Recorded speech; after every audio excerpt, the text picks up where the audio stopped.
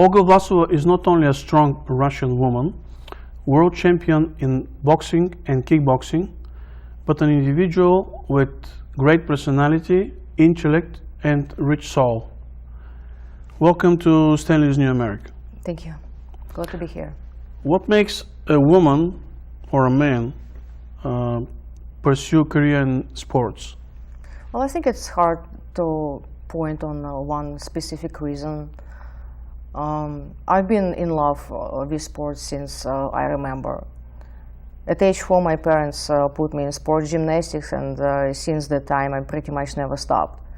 I try all kinds of sports. Usually people pursuing a sports career are from sports families. Let's say the father or both father and mother were athletes. Is this the case with you?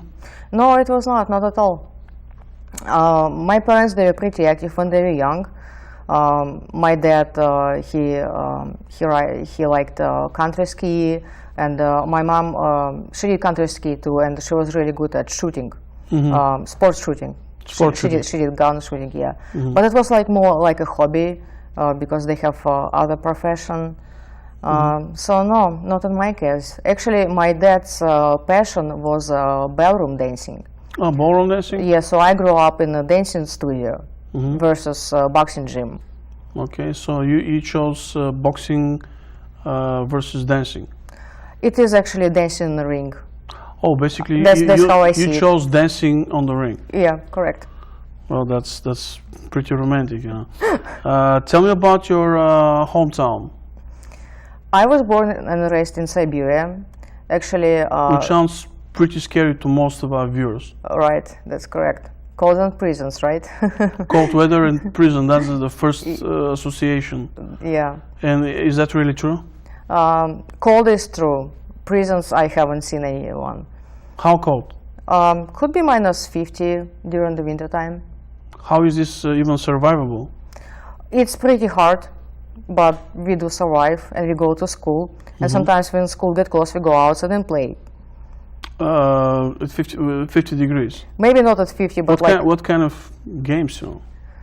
You playing hockey or what? No, just running around, building some. Yeah? You know, yeah, digging in the snow. Well, when we were younger, not when we were adults. That's pretty intense. And I've heard that people call your town the Silicon Forest. That's correct. Wall Street magazine, in one of their articles, they called Akademtown Silicon Forest. First of all, because Akademtown, it is not really close to the downtown. So Akademtown is basically your hometown, which is some kind of a suburb of Novosibirsk. It's a suburb of Novosibirsk, which How many people live there? In Novosibirsk? Or no, your hometown. Or in my hometown? Well, my hometown is still Novosibirsk. It's like, but Akademtown, it's like a town in a town. I understand that. Yeah, it's a scientific center, scientific and educational center, and we have maybe about 100,000 people. Okay, so that's where all these scientific research centers and the universities are located. We have university and medical academy and about 35 research institutes. That sounds pretty impressive. So due to so you should have a lot of great scientific achievements there. That's correct. And due to rapid growing technology, Wall Street Journal calls us Silicon Forest. Why forest? Is it because the place was built in a forest, so the whole place surrounded by birch and pine forest on the River Ob. Beautiful place. And what kind of sports you're practicing in Russia? In Russia, I tried fencing, I tried skating and skiing and swimming and track and field and then basketball and then taekwondo and eventually boxing and kickboxing. So you eventually found yourself in boxing and kickboxing?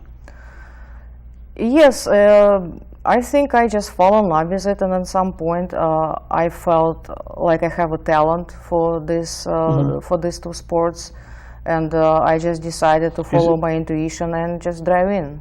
Is it natural for a woman to fall in love in martial arts? I don't think it's natural, but maybe for some women are, I don't know. Yeah. Okay, so what were your biggest achievements there in Russia? In Russia, my biggest achievement was national champion in kickboxing and national champion in Thai boxing or Muay Thai. Which is a great achievement because Russia is a great center with a lot of competition there. Right. And why did you decide to come to the United States? I've been to the United States first in 1995, and then I came in 2000 because we have a match between national teams of USA and Russia. Mm-hmm. And during that time, one manager, he noted me and he offered me to come and try myself as a professional boxer. Mm-hmm. Because we cannot go back and forth from amateur so he must have been very convincing because you decided to stay here. Well, I went back home first, packed my stuff, and then a couple of months later I was here. So do you think you made the right decision?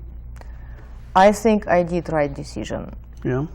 The thing is that I came because of the boxing, because I was pursuing my dream and I wanted to have another title in boxing versus kickboxing title that I already had. But the thing that made me stay over here is actually our Russian church and our Russian Orthodox community and the sisterhood. So I guess... So there are two factors that made you stay here, like your Russian Orthodox community and your potential in pursuing sports career in kickboxing. Yeah, I think the first part was much bigger for me as a second part, so that's why, yeah. Well, we're going to talk about the first part a little bit later on. And what were your biggest successes here in kickboxing and boxing? And how many years you've been fighting? I've been totally doing boxing and kickboxing for about 10 or 12 years, maybe. Which is a lot, Yeah, which is a long part of big part of my life. Yeah. In 1995, I won kickboxing world championship title. Okay. And then in 2002, I won world title in boxing. So you're world champion in both boxing and kickboxing? Yes, that's correct. I know there are different versions. Which were the versions you became It was champion? two versions in kickboxing, ISKA and IKF, and one version in boxing which is WATF, the WBF, I'm sorry. Did you make a lot of money? No, not really. Because usually people associate professional boxing and kickboxing with like some decent money. Well, first of all, not in women boxing, or at least not back when I was fighting. Yeah. Maybe things are a little different now, but back then, well, no. why like Klitschko and Mayweather and people like that can make some tens of millions of dollars, $100 million, and you as a woman, you cannot do that? Well, first of all, because I'm not Klitschko and not Mayweather, because apparently they're better fighters and they have much more experience, and the other part is because just women boxing is not as popular as men boxing. And why is that? Is it because of the media? Partially because of the media. Partially because of the media, because they try to promote men boxing a lot more than women boxing or any other kind of women fighting. And sometimes when they show women boxing, they show it from a negative side. Or maybe some also prejudices in the society? And also because of that, because society got used to men fighting much more than, much more women natural. Fighting, and it's not as mainstream and more natural, of course, right? And what is it, kickboxing and professional kickboxing and boxing? Is it sports or it's business? It depends on how much money you make. Can be sport, can be business. No, I think for the fighters, it is a sport, first of all. It is a sport. One of our doctors, I remember back in Russia, they were asking us, girls, why you do it? And we would say, because we like it, we really like it, you know, we have passion for that. And she was like, okay, do it, but just promise that once you will start fighting for money, quit. Okay, so I guess also you were injured a lot along the way. I was injured while I was doing Thai boxing, not while I was doing boxing. So and which kickboxing. which of these martial arts you practice are like is more dangerous? There is more contact there involved. Thai boxing definitely is the one. Thai boxing is the, Yes, the you are worst. right. You're allowed to use your knees, your elbows, do low kicks, throw your opponent on the ground. You're not allowed to do that in kickboxing. And what was the initial version of Thai boxing, Muay Thai? The original did it all one start? Back in Thailand? Yeah, Oh, that was pretty brutal. like that. So the fighters would wrap their hands with ropes, Okay. and then they would dip their hands in the glue and then into the shredded glass. Yeah, but this is not done anymore. No, I hope not. Okay, it's It is not. It is not in sport version of it. and kickbox is in between, and like the least contact is in The least contact would be taekwondo. Taekwondo. Okay, why is that? I mean, you're still Why is allowed that? to use legs, but at least you're not punching your opponent in the face with your hands. What do you think about fights without rules or with limited rules, like the ultimate fighting competition? I personally cannot watch them. They're too brutal for me to watch. But people enjoy them. Why? Well, I don't know what kind of people enjoy. I mean, I think it's like a great, like a big group of people. They're like it's like this. Places are packed with people, and also on the TV. it is a little bit too intense for me. Are we closing in on the ancient gladiators fights? It feels to me like that. Well, it sounds a little bit sad to me because we should be evolving as human species, not going back to our Yeah, primitive but state we of are mind. regressing apparently. Well, that's very unfortunate. Well, And what might be the reasons for that? Lack of spirituality, maybe lack of I think you're right. I think it is. too much. You said something about angry people before that we were discussing. Yeah, yes, I think that people who unhappy and have Unhappy and angry. and angry inside them, they really enjoy people probably get hurt. But I cannot just watch, you know, how somebody's joint is getting replaced and ligaments teared apart. I'd rather watch women boxing. Which is much more humane. Which is less damaging to the body, Less damaging, yeah. right? And have you ever been forced to use your skills from Muay Thai, Taekwondo, boxing, kickboxing in your life, in the street? No, thanks God not. I was close to it once when I was trying to protect friends who were with me, but eventually we resolved it peacefully. So it's strange that a person who's been involved for so many years in martial arts prefers a peaceful resolution rather than using her skills. Maybe it is surprisingly, but in real life I don't like any confrontation, even verbal. So you like it only in sports? Yes. And you live now in Chicago, in one of the suburbs of Chicago. Do you feel safe? When I'm in a suburb, then I feel safer than when I'm in a city. You remember from the news, maybe not last weekend, but week before, when we had 10 fatal casualties, and Well, that's happening pretty much on a weekly basis. and totally 17 people hurt. Yeah. So doesn't make Like it safe place. south side and west side of Chicago are looking like a war zone today. And your boxing club was on the south side. My boxing club was on the west side, not On the west side. on the west side, yeah, on the southwest side, not too far from Garfield Park Conservatory. Which is a dangerous zone. Yes, you don't want to be there at night. And how about your teammates? Are they alive and well? Unfortunately, a lot of them get killed. All of them got killed? Get shot. Not all of them, but lots of them get killed. Maybe at least 10. Maybe at least 10. Were they involved in gangs or?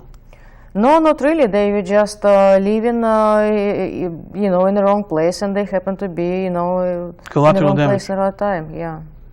Well, that's very unfortunate. And our trainer, he's been doing. Is he alive? Yes, George Hernandez. He's a great coach. Mm-hmm. He's been trying to help these kids off the streets, trying to put them into boxing, but unfortunately, one of his favorite bright kid and a very promising boxer, Ed Brown, got killed last year. Last year. How important is to have a good coach in order to be successful in boxing and kickboxing? It is extremely important. And what does it take to be a good coach? What does it mean, a good coach? First of all, you need to be able to teach your student all that you know, or all that that student need to know for fighting. Okay. Because lots of coaches, they're like, oh, okay, go and fight. How?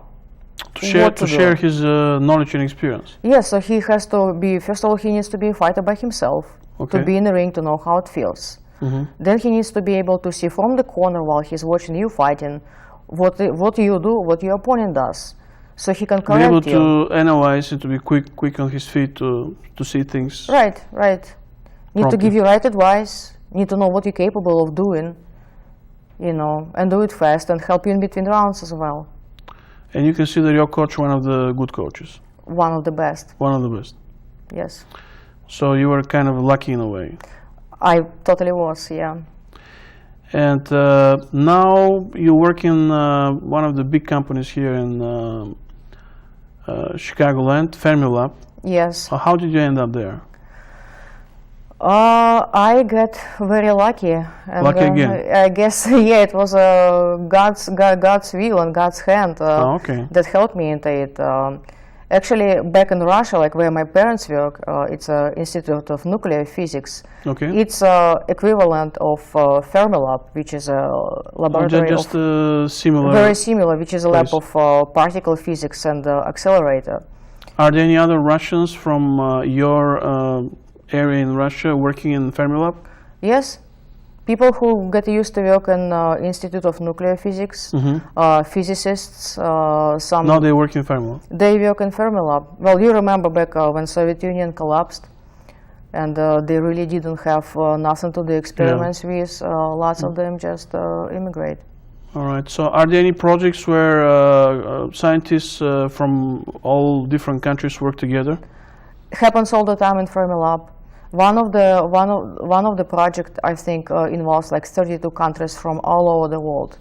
32 countries are involved? Yes. That's very nice. So, but it's really critical for us to support, like I work there as a database administrator. Yeah. So I support their data. So it's really important for us to make sure that they have database up and running constantly. Okay, let's switch gears a little bit and talk about the Russian community in Chicagoland. But what I mean by Russian community is Russians from Russia. How big is this community?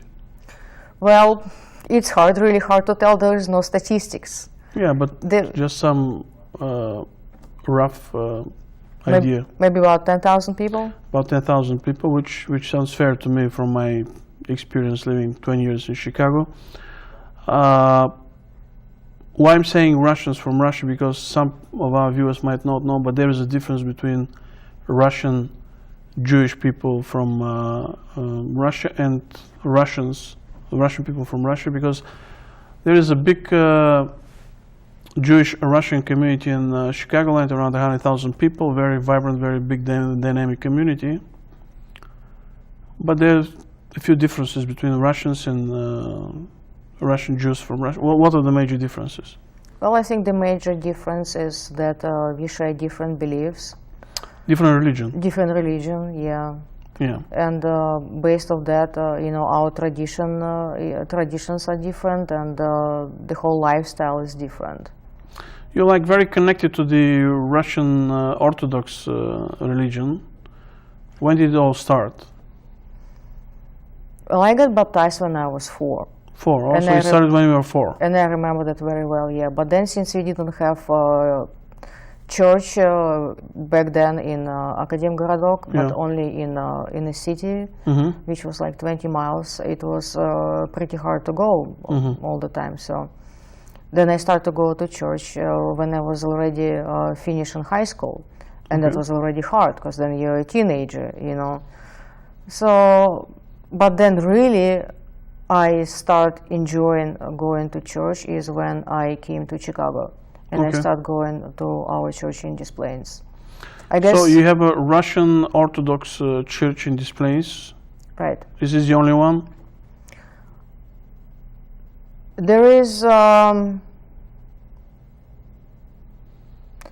I mean, Russian Orthodox Church. Yes, it is the only one. Because I was thinking about other, like Holy Trinity Cathedral on Levitt in Chicago. Okay. But it's autonomic, and I don't think it's Russian. It doesn't belong to your It belongs to OCA, I think, right now. To the American. It's either belongs to OCA or which it's is the American Orthodox. Yeah, or it's just standalone church. Okay. There is another one in Wheaton, but they serve on English. Okay. So you feel now very connected to this religion because, from what I know, you're the head sister of the sisterhood in the Holy Virgin Protection Russian Orthodox Cathedral in Des Plaines. Right. It's not. What does it mean to be the head sister there? Well, it's not like I guide and lead all sisterhood, you know, by myself. Sisterhood is led by sisterhood council. Okay. So we have at least 3 people who will decide. You know, no any one person can decide what sisterhood is going to do. You know. How many hours you dedicate, and what are your functions there?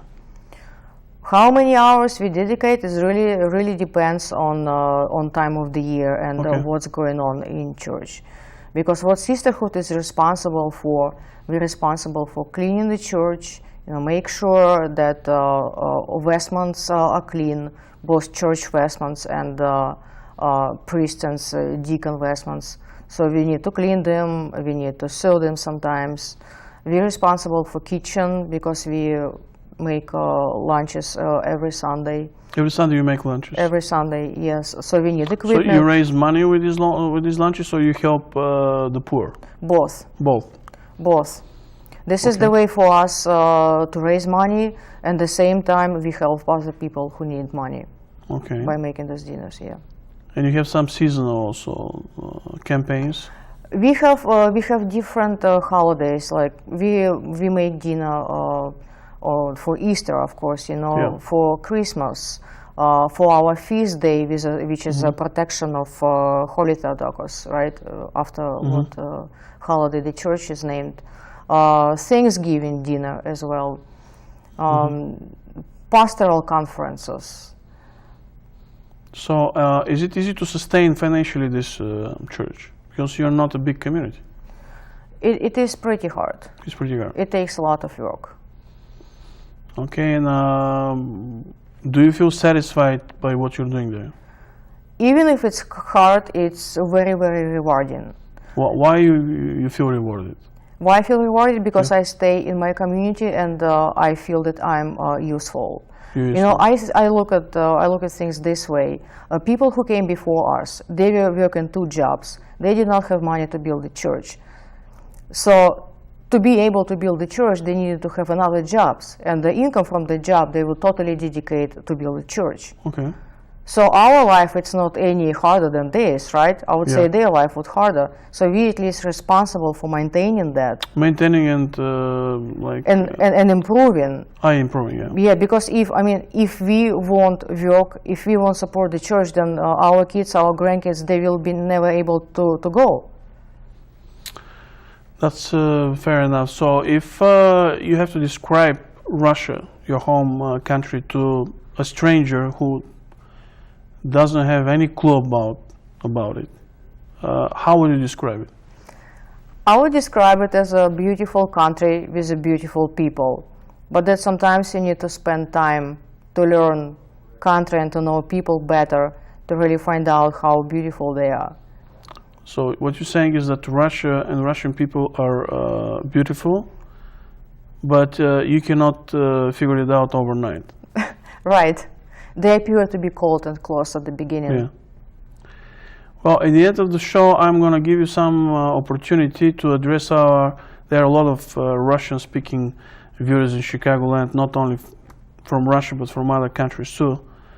I'll give you the opportunity to address them in your native language, in Russian. Okay, хорошо. You can do that in this camera. Мне бы хотелось пригласить всех приходить в православную церковь.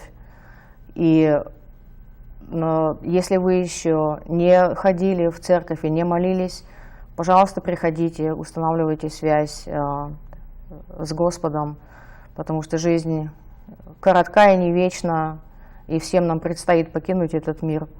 Если вы уже ходите в нашу церковь, это очень хорошо, но если вы не помогаете, постарайтесь, пожалуйста, по возможности помочь сестричеству и братству как-то посильно. Спасибо. That was great. So basically, I know Russian, so what you said is pretty much you invited our viewers to visit your Russian Orthodox Church and to basically follow God. Pretty much, yes. That's what I say. I say that the life is pretty short, and people just, if for some reason people think that it's enough just to believe in their soul, it's probably not, because God, it's like a person, and relationships need to be alive, not like some abstract relationship that do exist and they do not. And also it is important to be a part of your community. We cannot just rely on some other people who will come and do your dues, in church. I think it's all our responsibility. We are a very limited community over here. So if you want our kids, our other family, to go to church and to be able to worship and pray. I think you have also a school. We do have school. We do have parish school. Yeah. We have about maybe 100... Russian language school, yeah? Right. They study Russian language, divine law, and history. Russian language, divine law, and history. Yes. These are the only subjects they study. I think so. I'm not sure about the math. Yeah. Is it a Sunday school? It is actually on Saturday. I mean, we call it Sunday school sometimes, but it's Saturday. Okay. Yeah, Saturday school. And if you were to teach one word, like a foreigner, one word in Russian, what would be it? I'll teach them Slava Bogu. Wow. Slava Bogu, which is like how you translate in English? Big glory to God. Big glory to God? Yeah. Say it once again. Slava Bogu. Slava Bogu. Right. Great. That's a great ending of our show. But before actually ending the show, I would first of all I want to say that it was a great pleasure to have you here. Thank you for inviting me over. Thank you so much for coming to the show. And I want to end the show with some maybe some kind of a simple advice for self-defense for women and not only women. And maybe you can show some pretty frequently used moves in kickboxing. Oh, sure. Okay, let's do it. Okay, you want to be my partner? Yes, why not? Okay, let's go. I've been asked to show some of my favorite boxing combinations, and I'm in a perfect outfit for this, I think, but I will try to do this. So my favorite, I would say my first favorite boxing combinations is when I'll go a couple times to the body, couple times to the body, then to the head, and then all the way to the head. So all together it will like something like this. Yeah. And the other my favorite combinations that I can think of is combinations of hooks and uppercuts.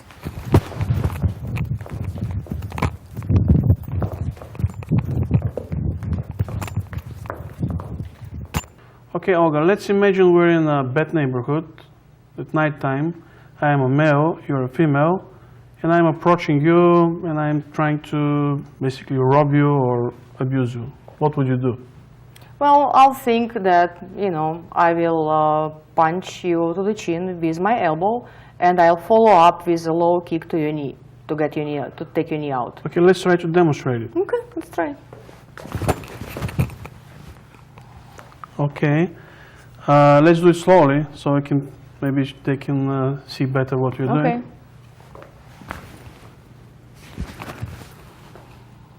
And if it's too close, you can just use your knee. Okay, maybe hit to the groin too. Right. Won't hurt. Won't hurt me. Will help. So thank you very much. I think that's pretty good and useful advice for females, and not only for females. Thank you very much again for being on our show. Thank you, my pleasure. And wish you every success in your professional career, in your basically mission in the Russian Orthodox Cathedral. Thanks a lot.